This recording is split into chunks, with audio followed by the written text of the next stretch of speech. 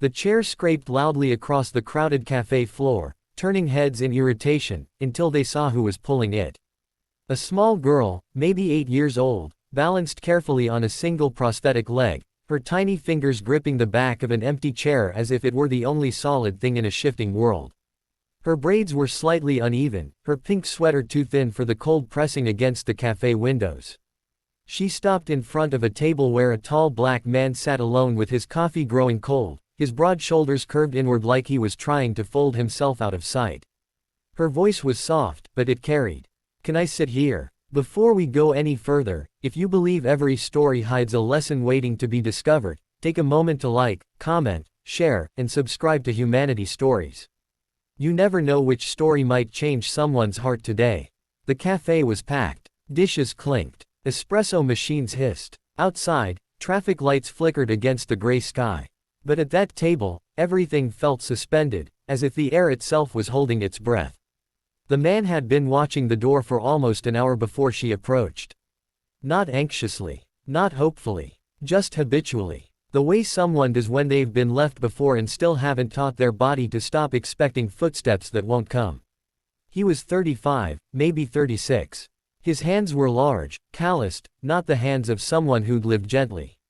A small paper gift bag sat on the table beside him, tissue paper peeking out, untouched. A children's bracelet rested half visible inside. He hadn't expected anyone to notice him. Especially not her. The girl's prosthetic was scuffed near the knee, a cartoon sticker peeling from its side.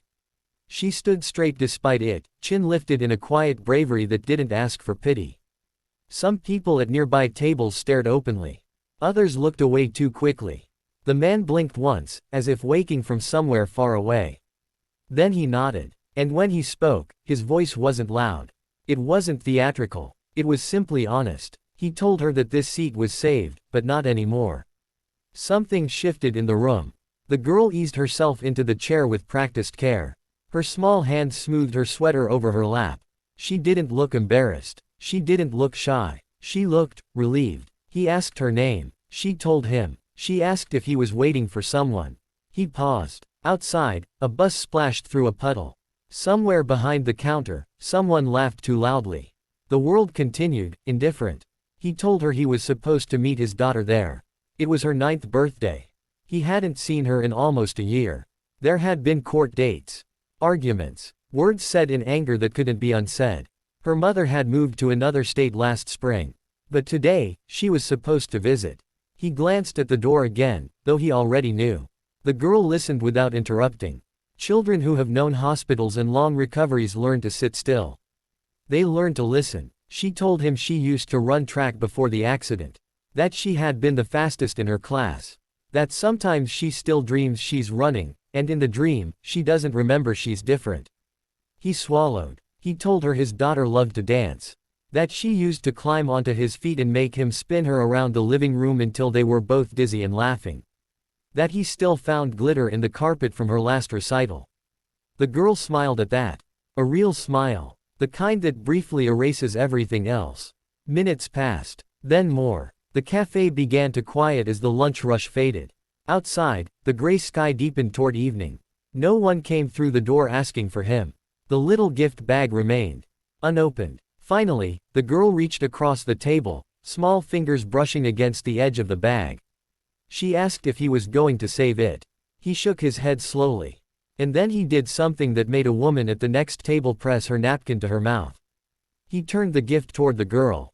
He told her that sometimes, when someone doesn't show up, you don't let the love go to waste. The girl froze. Not because she wanted the gift, but because she understood what it meant. He wasn't replacing his daughter.